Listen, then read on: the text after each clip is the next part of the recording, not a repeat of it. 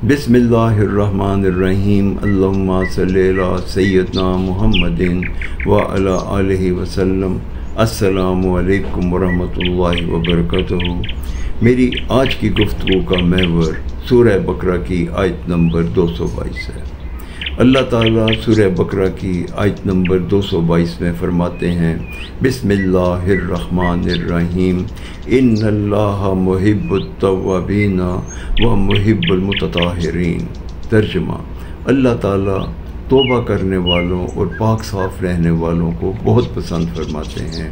इस आयत मुबारका का ये मफ़हूम है कि अल्लाह ताला के पसंदीदा वो लोग हैं जो कसरत से तौबा इस्तग़फ़ार करते रहते हैं और पाक साफ़ रहते हैं। एक हदीस मुबारका में नबी पाक सल्लल्लाहु अलैहि वसल्लम ने फरमाया कि जो लोग तौबा इस्तग़फ़ार करते रहते हैं, वो जब तक तौबा इस्तग़फ़ार करते रहते हैं, वो अल्लाह के अज़ाब से महफूज रहते हैं। और एक हदीस मुबारका में नबी पाक सल्लल्लाहु अलैहि वसल्लम का इरशाद गिरामी है कि तौबा इस्तग़फ़ार इंसान को गुनाहों से ऐसे पाक करती है जैसे लोग आग वाली भट्टी लोहे पे लगे हुए मैल को साफ़ कर देती है।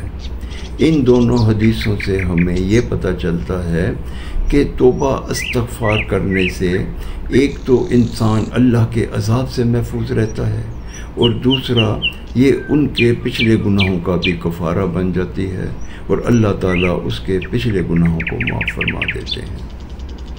एक हदीस मुबारका में नबी पाक सल्लल्लाहु अलैहि वसल्लम का इरशाद गिरामी है कि सफ़ाई निस्फ़ ईमान है।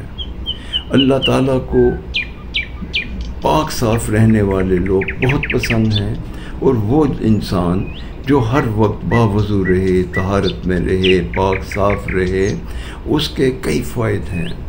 इंसान के चेहरे पे नूर आ जाता है, उसकी रूहानियत में इजाफ़ा होता है, वो गुनाहों से बचा रहता है और अल्लाह ताला के पसंदीदा लोगों में शामिल हो जाता है।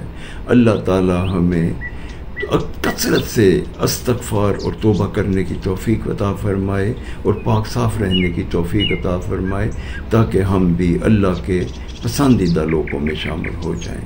अस्सलामु अलैकुम वरहमतुल्लाहि वबरकातुहू।